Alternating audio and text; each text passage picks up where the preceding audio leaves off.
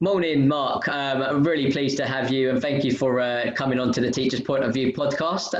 Obviously, you've had a remarkable journey, been in the profession for 30 years, and like everyone else in the profession, I'm sure you're a little bit like sort of you found this year very, very difficult, you know. And just to kind of reiterate, I wanted to create this podcast so teachers felt like they could have a voice and share their journey about where they got to and why the teaching profession is so crucial for our country, you know. And so I'd love for you to just kind of start off by giving a bit of sort of about a little bit about you and your journey into teaching and kind of where you're at now, really. Would that be all right? Yeah, absolutely. So my journey into teaching really, I mean, when I left school, I had a career. I went into the city. I worked for Midland Bank. I wasn't satisfied, and I didn't really know what I wanted to do.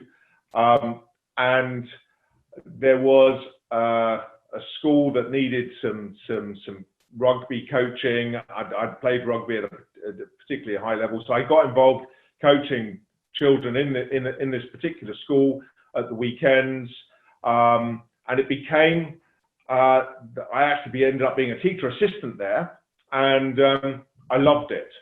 And that for me was a real revelation. And I loved being in the school.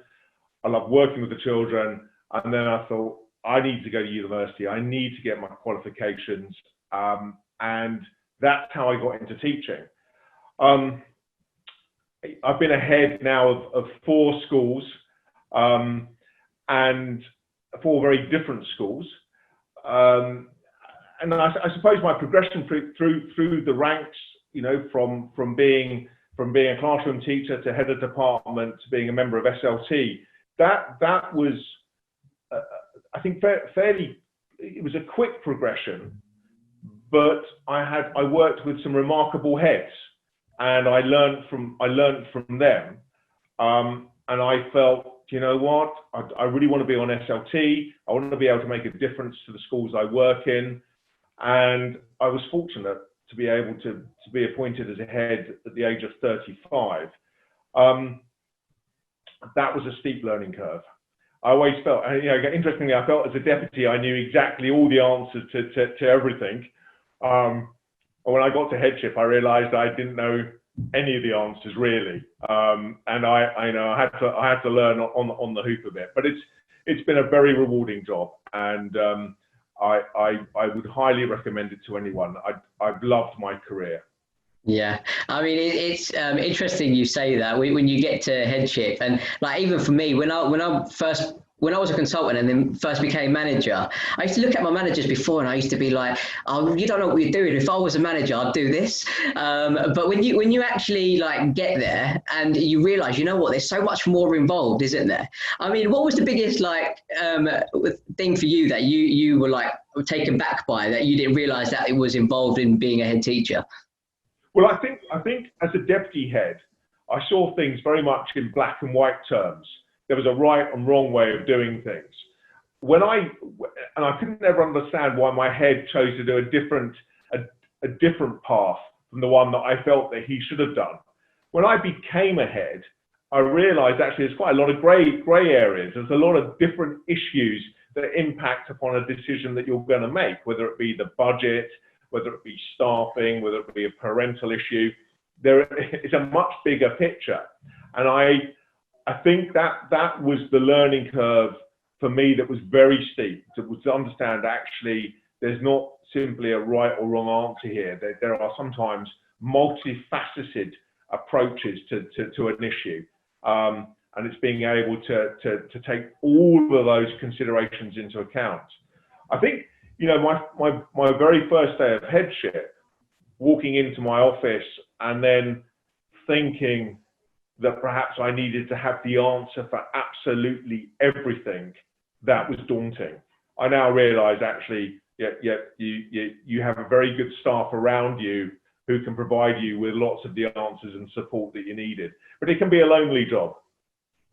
Only job. Did you find that because once you became a head teacher, you felt like everybody kind of distant, or there was that level of I'm on this side of the table, you're on that side of the table? I think actually that's a journey which has changed for me. I think when I first became a head, well, first I have to say, actually there is not. I think we could train our SLT colleagues more in perhaps readiness for that transition to headship.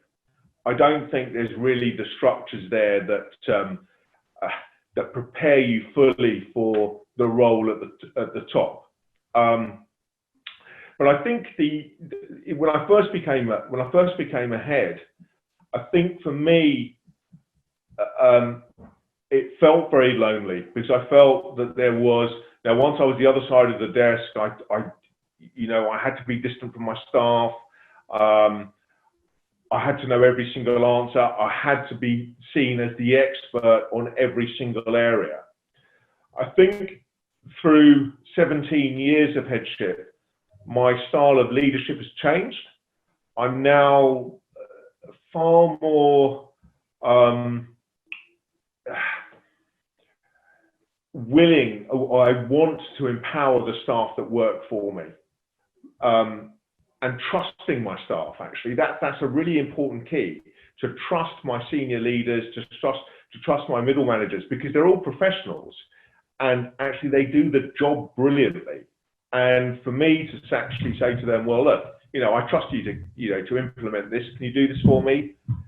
They feel recognized, and actually it empowers them, but also takes the burden off you trying to do every single role yourself.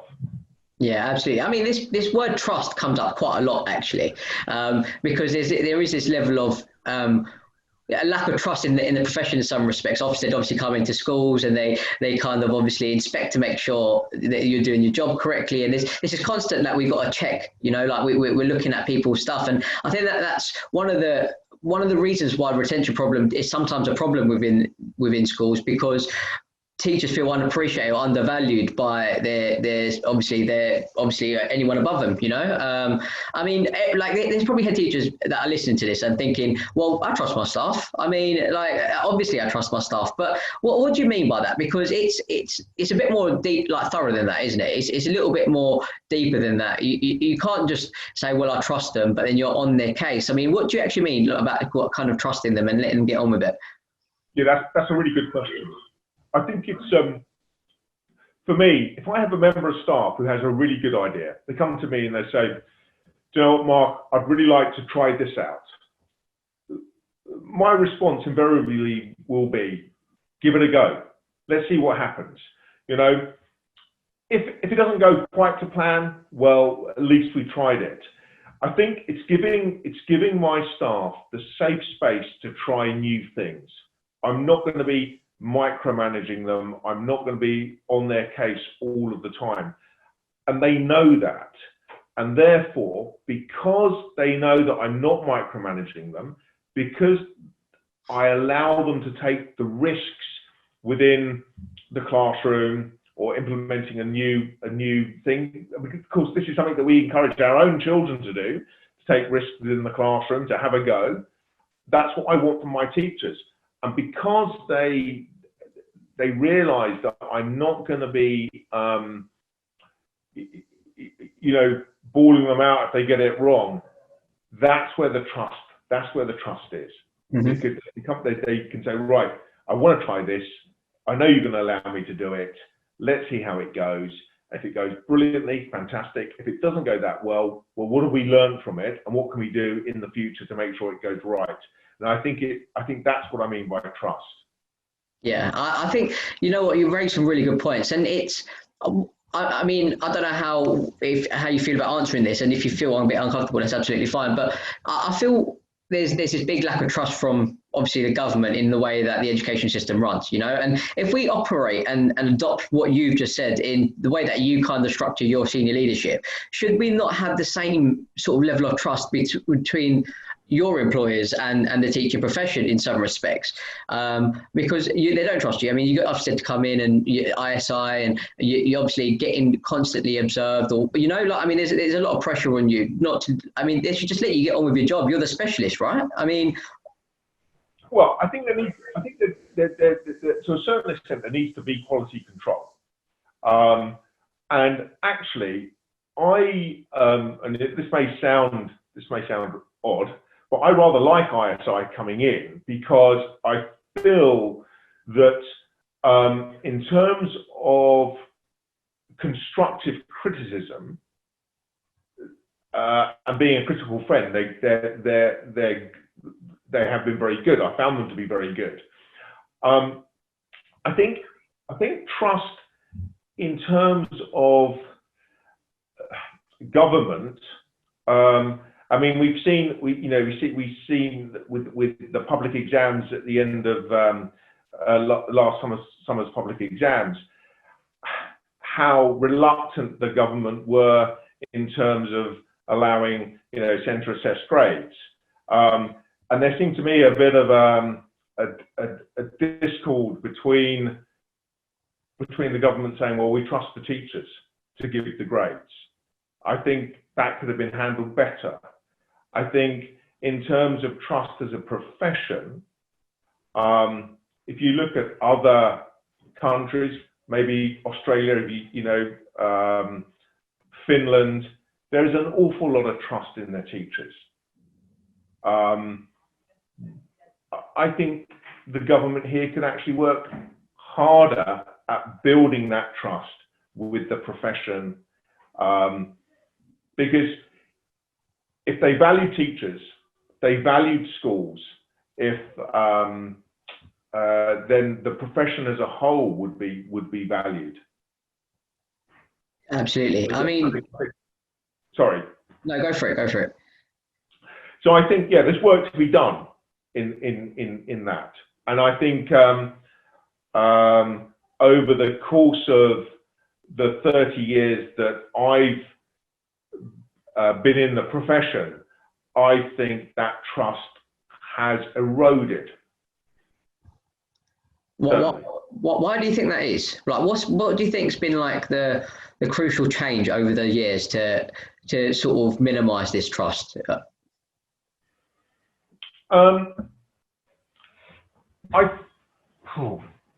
It's a good question. I think the league tables, the adoption of league tables was one area where that this constant comparison that we have now between schools and how they're performing has really changed the slant and the emphasis on the profession, because we have to jump through so many hoops. And I think we're constantly comparing ourselves with, particularly in the secondary sector, constantly comparing ourselves with our competitor schools, how well we're performing, where we are on that league table, and therefore that for me hasn't been a positive step forward. Well, a lot of senior leaders that I've spoken to have said that they should scrap the leaderboards completely. Like they disagree with the fact that, I mean, they don't understand how you can compare people from inner city London schools to schools in the suburbs or in the rural areas of the UK. I mean, and you kind of sit them with the same criteria, I mean, do they need to be scrapped? I think so. I mean, there used to be a case, in the independent sector. Let's just go to, if we just look at the independent sector, for example, there used to be a case where there was a school for every child. Now, if you look at the independent sector in terms of London day schools, they're all striving to be top of the league tables. So if you have a child who is middle of the road, they are going to struggle to get into one of those schools. Okay, so there is not a school for every child. And I think, again, coming to your point, you cannot compare children who go to inner city schools, inner city to those schools out in the rural areas. It's just not comparing like for like at all. So, yeah, I would say I don't agree with the league tables. I don't think it's done the education sector any good at all. It's insane, and I think it's quite a general feeling throughout the profession. Actually, I mean, it's ridiculous because they don't have anyone in power that has actually been in the classroom, you know. So they don't actually have the expertise to kind of make certain decisions, and they don't really know what's best for your kids and what's best for your school and your community, you know. And that's what you're part of, aren't you? You're part of a big community, and with a lot of parents, with the children, your staff, you obviously yourself, and it's. You kind of obviously you would know what's best for your children, not somebody that's sitting in central London, like sort of sitting behind the desk, right? Do we need to adopt more of like an Australia philosophy where they sort of put more trust in their teachers and kind of come in and see what they're doing and looking at the child progress? Because I was speaking to Gavin McCormack, and what they do over there is they give them freedom to teach the curriculum as they want. They tell them what they expect to learn, but it's up to the teachers to decide how to get the best out of them. And to the point where Gavin doesn't actually use any like sort of multimedia boards. He does it all like through activities and like kind of actually real life stuff. And he finds that has actually created a lot of success stories as well. Like he's had staff that have children that have turned into lawyers and stuff, you know? So, I mean, it clearly does work that way. Yeah, so I followed Gavin McCormack actually, and he's really cool. He's very innovative. I think, but you know, the point that he's making actually is a valid one. That he has the freedom to create a curriculum without the constraints of the government telling him, the prescriptive constraints of government doctrine. And I think that is why you will see, you know, probably over here, we have the independent sector and the state sector. In the independent sector, particularly in primary, we have an awful lot of freedom to take what's best from government practice and also put in our own practice the things that we think are best for the children. And I know that we're in a privileged position to be able to do that.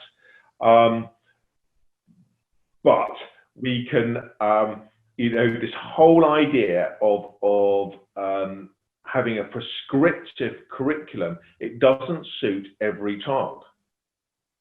Absolutely. You need to have the freedom to be able to devise a curriculum that is engaging, exciting, and caters for the individual.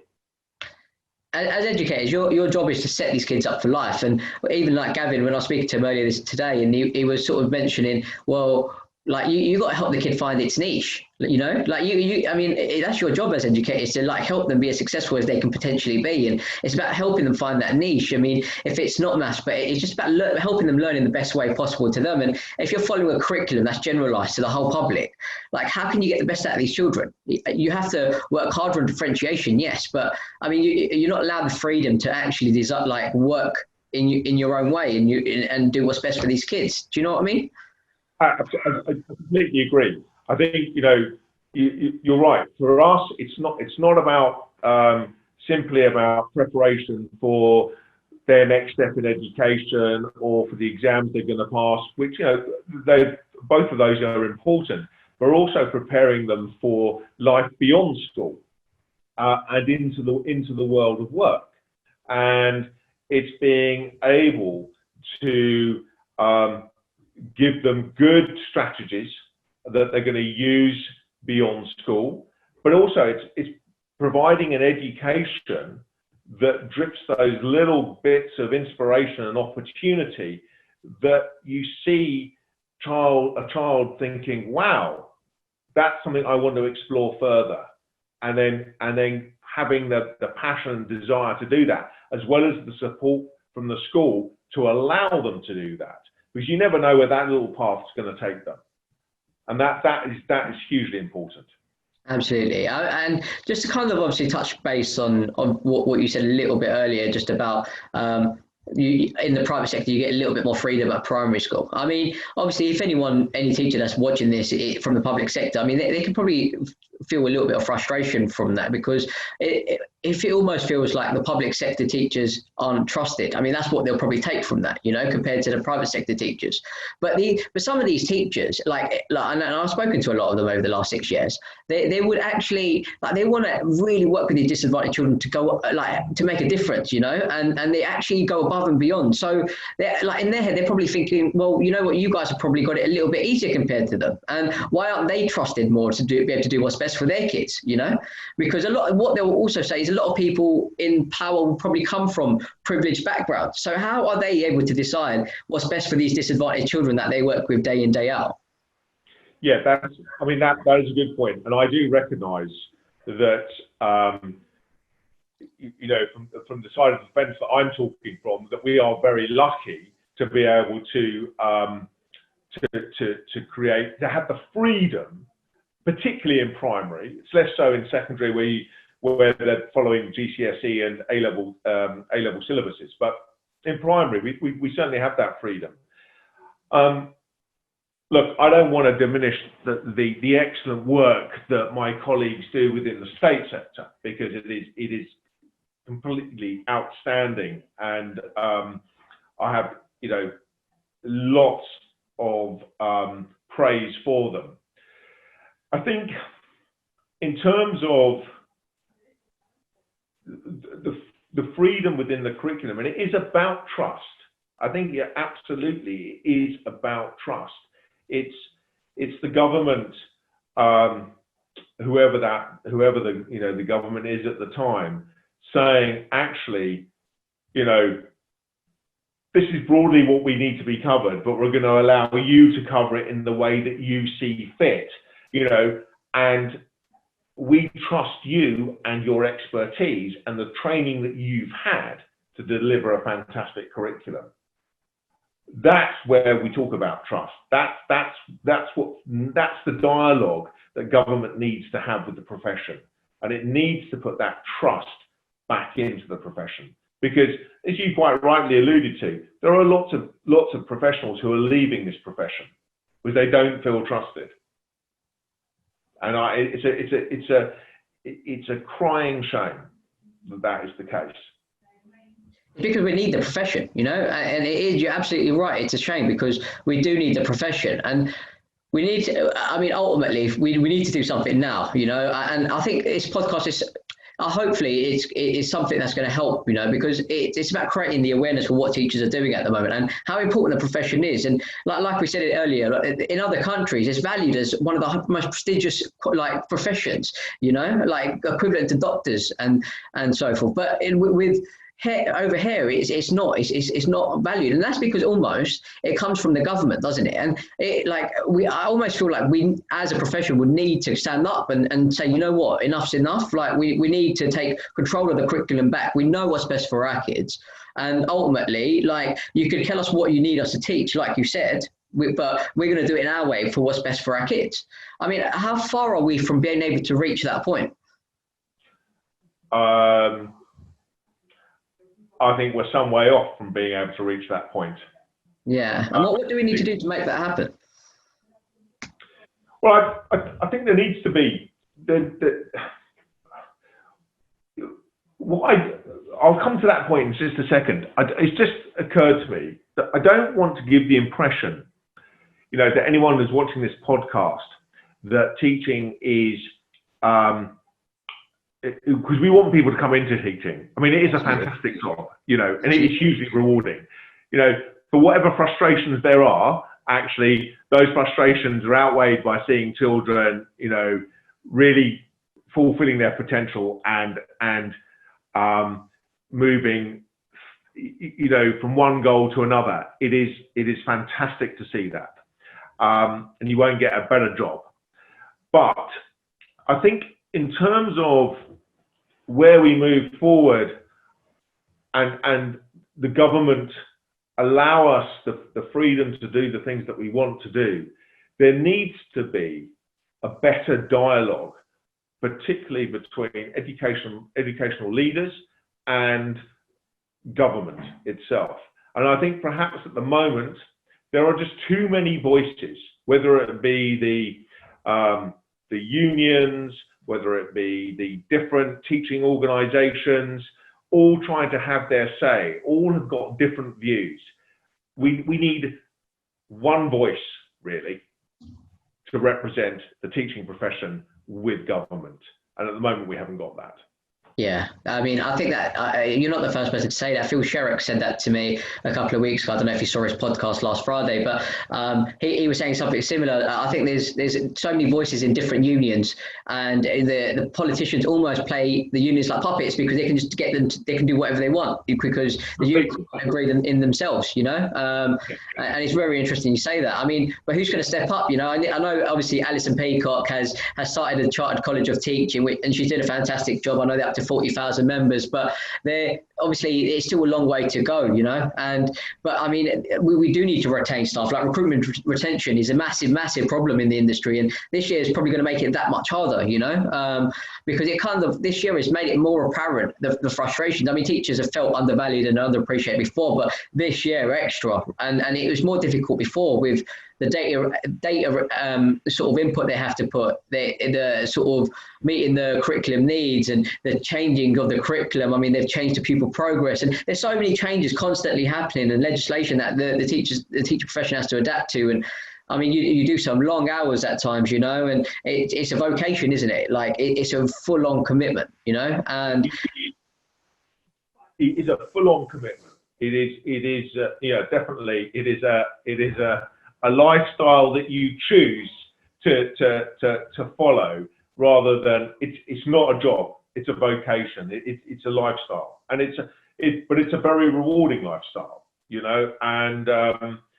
I would happily encourage anybody to at least have a look at the teaching profession before ruling it out, you know, because it is a great career.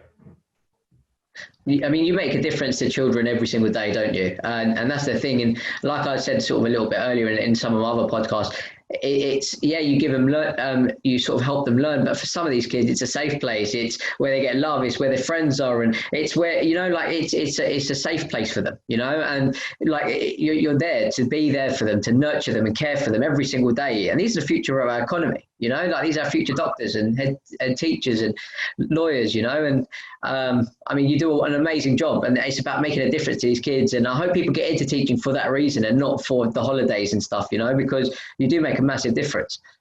Yeah, I think that is. I think it used to really frustrate me when you know, parents would say, "Oh, you know, you only go into teaching because of the holidays." I mean, that's not true at all. You know, many of us are working throughout the holidays. You know, that's what you just have to do that.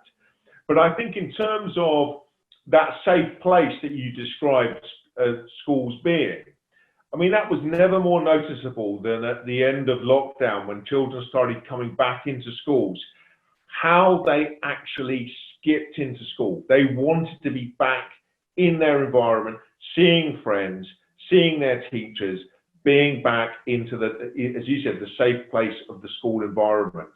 And I think that, you know, particularly for my staff, it was, wow, yeah, our children, they really appreciate being in school. Absolutely. I mean, just talking about the last 8 months, how much did COVID impact some of the families that you obviously have at the school? Yeah, so I have, where I'm based, many of my families, the parents work at Southampton Hospital. So we have a large proportion of medical families here in school. So COVID impacted them directly. They were pulling, you know, long hours, very difficult shifts, seeing the intensive care unit being full, and it was a worrying time. We remained open throughout the Easter holidays, throughout the summer for our key worker children. And I think for me, talking to some of the parents that are coming to collect their children, they were shattered. the work they were doing was unbelievable, and I was just pleased that we could do something to support them by keeping the school open. Absolutely. I mean, it must have been a really difficult time. So was that majority of the children's parents were kind of working in the hospital? Yeah, so I had between 40 and 60 key worker children in throughout the week, depending on the shifts of the parents. Yeah, so it was a lot of our parents were involved in that frontline care.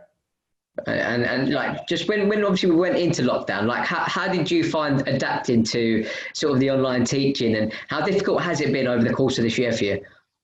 Yeah, that's a really good point. I think I had a plan for my online teaching and online provision, which, you know, before the pandemic, before coronavirus is even mentioned, we were thinking we were going to wheel out this plan over a period of 4 years. We actually did it within 10 days. So it just goes to show you what can be done when there's a bit of pressure, well, a lot of pressure put on you to move to remote teaching. So the first week of lockdown, we went straight into remote learning. Probably into the second week, we then did a survey of parents to see whether the provision that we were providing was, whether they were having problems with it, whether it was enough, whether it wasn't enough. And with the feedback from the parents, we adapted our provision to take us through into the summer term. Largely, one of the things that parents wanted was less screen time. So we did all our live lessons in the morning, and then in the afternoon, we said the children were working on a time capsule project, which they did in the afternoons. But we had my form tutors, I was particularly concerned about the pastoral care. So I wanted my form tutors to touch base with every child first thing in the morning and last thing in the afternoon, just so that we could keep an eye on what was happening and that pastoral care was being provided. Without a doubt, some of our children really thrived with the remote learning. Others found it less good. Yeah, I mean, how did you find kind of meeting the curriculum needs, like sort of over this period, and like how far do you think you are behind of where they need to be? Yeah, interesting. That's a really good point. So we've looked at what they covered during the lockdown. We've assessed what they've done, and largely, actually, we are still on course. We haven't really slipped back at all, and I think that's because we made our expectations very clear from the outset, and we kept in touch with our pupils all the way through, and with their parents. So there was regular Zoom meetings with parents. We still did all our parents' evenings. So, and with, there have been some, a small minority of children, as I said, who didn't really cope well with the online learning, who have slipped back. But we've been able to give them some support this term to bring them back up to where we want them to be. But I can, say confidently that we've not seen a huge slip back at all. Fantastic. It's nice to hear. Obviously, you've obviously kept your kids up to track. I mean, there's a lot of schools out there that haven't. I mean, I've spoken to so many senior leaders, and obviously some of their kids even have laptops and didn't have access to Wi-Fi. And it's been a really, really difficult situation. And and this is, again, I know we've spoken about this already, but it's sort of going back to my point earlier about kind of how you can examine like children that have had obviously the access to Wi-Fi and still are caught up with the curriculum like that you have at your school, and then you've got kids that haven't had access to Wi-Fi over this last 7-8 months. It's been very limited how much they can learn. Obviously, they've probably had to self-isolate a few times, or they haven't had the teacher in. And we're comparing children across the country in a generalized way. I mean, it blows my mind, because I just don't see how that system can work. No, I think moving forward for the exams that children are going to sit, particularly the GCSEs A-level exams this time round, I think that needs to be looked at. How is that going to be fair for some of our pupils who have slipped back, who have not had that remote learning, who perhaps have had to self-isolate. Particularly when you look at Wales, who have already decided they're not going to do public exams. Scotland have already decided they're not going to do public exams, and yet in England we're still doing we're still going to follow those exams. So again, is that fair? I don't know. I think that needs to be looked at. I think, I certainly know pupils who are in the secondary sector who are doing GCSEs this year, who have been, because of COVID, have only had 1 or 2 weeks at school, because largely they've had to been sent home time after time because of infections within the school. So they've not even had that face-to-face teaching with a teacher, and they've got GCSEs just around the corner. So it's not fair. It needs to be looked at. And it seems to me that the government aren't addressing this point. And it goes back to my question earlier. Is it because they don't have somebody that's a specialist in Parliament that can advise on how education should be run? Because is it because of the lack of experience they've got within the education industry that's kind of been a mind block of what should be done? Well, I think firstly, there needs to be greater communication between the devolved governments, so that actually there is a consistent message being given out. Because it seems to me at the moment to be a bit of point scoring to see who can get in first. Scotland cancelling their exams, Wales cancelling their exams, and then England following. So I think there needs to be greater communication between the devolved governments. I think actually, these are difficult circumstances that we're all in. And I think someone like Gavin Williamson needs to listen to the experts who are on the front line saying, look, just delaying the exams by 3 weeks isn't really good enough, because it isn't. It isn't. I've got a daughter who's doing GCSEs this year. Delaying them by 3 weeks is not going to make up the work that she's missed, so it needs a rethink. But I fear, and this is probably, quite controversial, but I'll say it anyway. I think what will happen is we will trundle along, and then, when it's too late to make any big difference, there will be an announcement from the government either saying we're going to go ahead, we're going to change the exam format, or we're going to go back to centre assessed grades, but it won't give the teachers enough time to respond. All we're asking in the profession is, a heads up. Give us the heads up. Exactly. Give us the heads up. Not, with plenty of time, and we will deliver for you. Don't leave it to the last minute. Which it has been, hasn't it? Consistently throughout this year. Consistently, U-turn after U-turn. We get guidance which is given to us too late, and it's just not good enough. And it's not even correct guidance most of the time, because it changes 2 weeks later.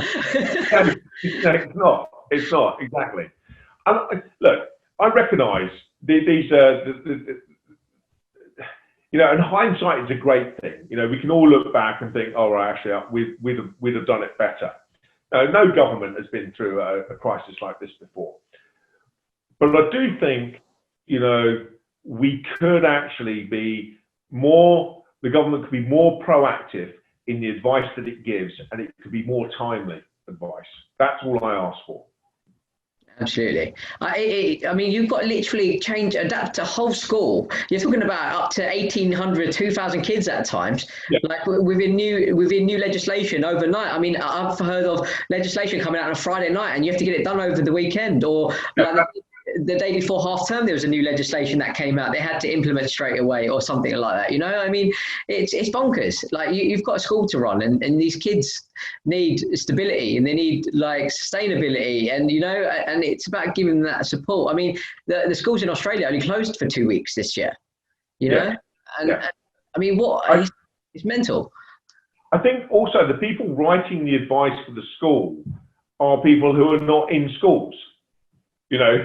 So they don't understand how schools work. I mean, they're civil servants who probably, you know, the last time they were in school was when they were at school themselves. So they're writing advice. They need some professionals from the education to sit down with them and actually, as schools operate like this, and so therefore we need to tailor the advice so it works for a school.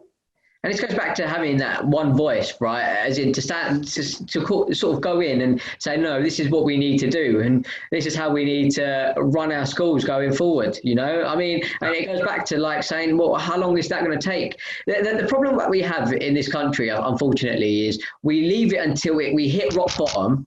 And then we try to react, right? Instead of being proactive, like you said, like we should have learned from the last like 12 months, like the last 7-8 months, and realize, you know what? I mean, we haven't done it correctly. This is what we need to implement going forward to make sure that schools run effectively throughout this period. You know, I mean, like you said, you're literally consistently being given messages last minute. I mean, that needs to change, right? Yeah, it does.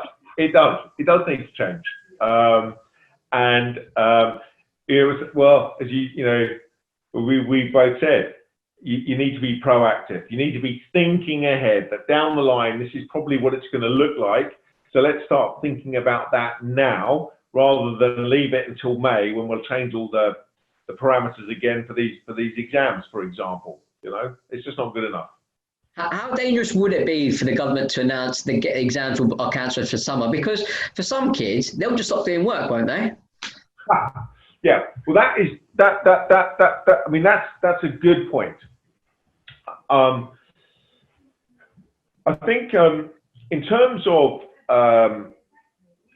it's the way the message is sold. You know, if the government cancel exams, there needs to be a different form of assessment, and perhaps that assessment needs to be going right up through until June, you know, with children doing assessed work all the way through, and then in June and July, the schools moderating that work and then generating a grade. You know, simply saying we're not going to do any more work from now, you know, until July, and there's not going to be any exams, that would be a disaster. So everyone needs to understand, pupils, staff, everyone's going to work through until May. And then you'll be constantly moderating the work so we can generate a grade. I think my worry is that if England stick to doing GCSEs and A-levels, and we've got Wales and Scotland who have decided to opt out, is that a fair playing system? Is that a fair system when it comes to university entry? Because you've got some children who haven't done exams, some who have done exams. So how does that compare? You're not comparing like for like again. So that's all I ask for. I don't mind what method they use, as long as it's always consistent across all Wales, Scotland, Ireland, and England. Yeah, absolutely. And especially for those kids, like you said, that are doing A-levels now, they are going to university next year, you know, and even when they apply for jobs, those grades are going to be looked at. So what happens if 2 people are applying for a job and one's got A's in A-levels and one hasn't got any A-levels, you know? Exactly. That you know, so let's just have a common policy for everybody. Why don't they have that? because Oh, it's a really good question. I don't know the answer. I think it's because you know we've got these devolved governments who are not really communicating with each other, and it's all about point scoring. I mean, I'm not in education though. I find it very frustrating. I mean, I'm not in education, and some of the stuff that we've spoken about just seems so obvious to me. You know, like have someone in education that's been in education helping the education policies that are being made. I mean, that just sounds like an absolutely no-brainer. What is it, a sense of pride though? I mean, is it like every secretary of education has a lifespan of about 2 years, right? If you look at the last 5 that have come in, it's been about 18 months to 2 years, hasn't it? I mean, it's just until they move on to something else. I mean, and most of the time it's just sideways, isn't it? It's not even like they progress in their career; they just move sideways. I mean, is the actual position a bit of a placebo in some respects? Are they actually doing any good for the education industry? I think one of the issues, and you make a good point, which is the education secretaries tend not to hang around for too long. I think for wide sweeping reform and change, you need someone in post for much longer than 2 years. Absolutely. And someone who is not just constantly thinking, right, I'm in this post, but really what I'm looking forward to is to move up to the next job. You need someone who is committed to the role. Actually, I've got a passion for education and I'm going to make a real difference. And this is going to be my brief. And actually, you can't affect too much change over the course of until 2 years. It needs to be longer. You need someone who is happy to talk to the unions, who is happy to visit schools and to be involved and understand how schools work. Someone who is open-minded to all aspects of the sector, state and independent, and getting good practice from both the state and the independent, and recognizing that good practice and putting it to the fore. But I don't think, you know, and it's probably longer term than just a 5 years. This needs to be something that is put in train for real deep-seated reform that's going to take at least 10 years to put into place. And as you say, having an education secretary in post for 2 years is just not long enough. It's a massive problem. I mean, people like when a government party comes into power, they have initial 4 years to try to like implement and show that they've made progress. To only make progress. I mean, they don't even reach their goals within 4 years usually. You know, and you're talking about an education secretary that promises that they're going to do this for education and then leaves in like 18 to 24 months. I mean, it doesn't give any stability. Like if you were a head teacher in a school for 1 to 2 years and then moved on for another and then into another school for 2 years, you'd almost look like a bit of a school hopper and you wouldn't be able to implement those strategies that you kind of need to make the school better, you know? And yeah, absolutely. And any governors would frown upon potentially you taking the job at your school. So why is it any different for somebody that runs the whole education system? Well, I mean, I agree with you completely. There's no difference. You know, all I ask for an education secretary is someone who has a passion for education. Absolutely. You want to know that they want to make a difference. Yeah, and someone who's willing to understand how it works. You know, I don't mind, even if they haven't had any experience of education as a profession, but someone who is willing to learn, who's willing to sit down and talk to teachers and understand from the profession's point of view what needs to change. Absolutely. Until they do that, things just won't get better, will they? No, they won't. No. There needs to be that very productive dialogue. Yeah. I mean, you know what's going to what makes me laugh is that obviously I'm doing these podcasts. I mean, if I was Gavin Williamson, I'd be looking at these and be thinking, you know what, I'm going to take as much as I can away from this and like try to implement these strategies that will work. I mean, I might not agree with everything that has been said, but I'm going to take as much away from it as I can. But he probably won't even watch this because, I mean, he's been absent in the last year. You haven't seen him on social media. You haven't seen him anywhere, have you? No, not at all. No, I think you're right. He has been absent. Yeah. I mean, there's no crisis. Yeah, you know, it's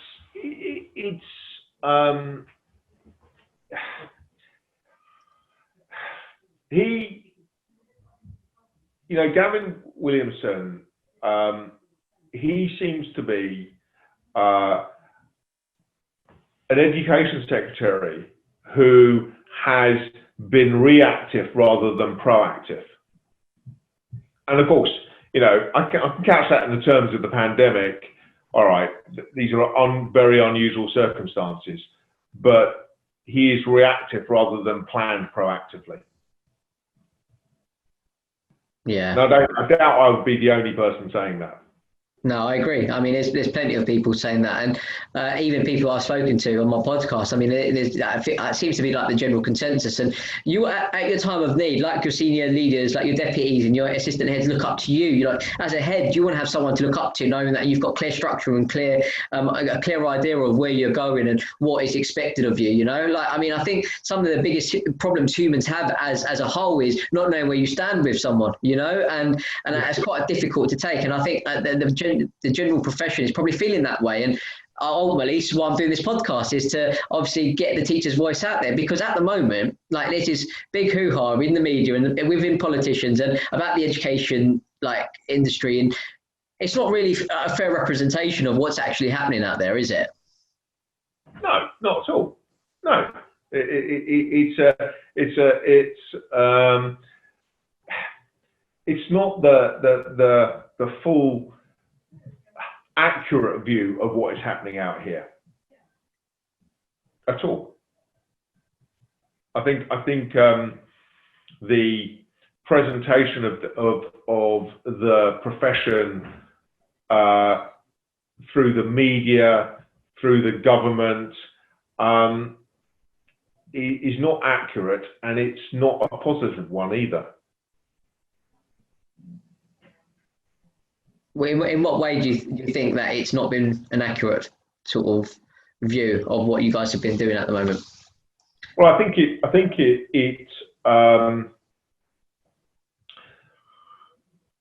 when we went into the second lockdown, there was a view that teachers wanted all the schools to shut again and to go on online learning. That is not accurate at all. Teachers much prefer children being in schools because they understand that's exactly where it's best for the pupils.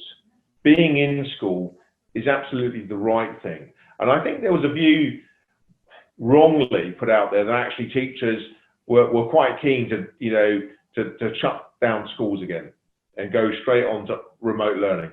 That's not true. We want the children in the classrooms. It's best for the school, it's best for the children, and actually, as teachers, it's best for us. It provides us that structure. It's what we do. Having an empty school with no one in it does not feel right. Yeah, and after all these. I don't think that message is always getting put out there by the media. Yeah, I agree. And again, this is why I started this podcast, is to kind of obviously emphasize the amazing job you guys are doing. I mean, after all of these years, like what is it for you about teaching that still keeps you motivated and still keeps that passion burning, that fire burning to want to be a teacher? The excitement of the children as they come into school and in the classroom. That's what keeps me going. That no day is the same, and just being, I'm blessed at Sherburn House, having a fantastic team who I work with, who just want the very best for the children that are here in school, and I'm blessed to be able to come into school every day. And there's not a day that I don't look forward to coming in. And for all of those that are listening, that are sort of looking to get into teaching or currently doing the teacher training year, like, what advice would you have for them? Oh, the advice that I would have for them is, look, when you go into teaching, just be passionate about your subject, because that's the most important thing. If you are passionate, your pupils will pick up on that and they will love you for it. And I often ask my teachers at the beginning of the year, I ask them to think about the teachers that inspired them when they were at school. And that's what I want them to be like. I was blessed to have some fantastic historians teaching me, which is why history is my subject. So be passionate and be inspiring, because it is a fantastic profession that will pay you back in terms of seeing the pupils that you teach reach great heights. Yeah. And what's like one of the most amazing success stories you've had of a pupil kind of coming back to you a little bit later on in life and telling you what they're doing? Yeah. So I had a pupil who, to be fair, struggled, found, academic life a real struggle. He just did not like being in the classroom. But, he stuck to it, and he now is one of the chief pilots for BA, because he found his profession, this is what he wanted to do. And once he found that, at the age of 14, he just really, this is where I want to be. And it was a great success story, because if you'd have asked me when he was 10 or 11, if he'd have ended up flying, Boeing 747s, I said, not a chance. And now he's one of the chief captains for BA. So there you go. Fantastic. I mean, you've given so much insight into obviously your world of teaching, and obviously you've given us a lot to take back. And just before we do end it, I mean, is there anything that you'd like to finish off on, or is there anything that you'd really want to say? Yeah, I'd just say that the profession, it has its frustrations, but it's a massively rewarding profession. And I don't want people, people are watching the podcast who are, newly qualified teachers or thinking of entering teaching, don't let those frustrations put you off. If you find the right school with the right staff, you will really, really blossom. It is a great job. And I'd be happy to talk to anybody who's keen on coming into the profession. Fantastic. Thank you so much, Mark, for coming on. It's been an absolute pleasure to have you. And I'll let you carry on with your day now. But it's been an absolute pleasure to have you. And it's quite nice, because obviously you've given us a different insight to people that have come on before. And but obviously you share such similar views. And I just hope people listen. I hope the government listen, or something. Something needs to be done. And I really appreciate the feedback that you've had and the contribution you've made today. So thanks for coming on. Brilliant. It's been a real pleasure. Thank you. Thanks Take care. Bye. Bye.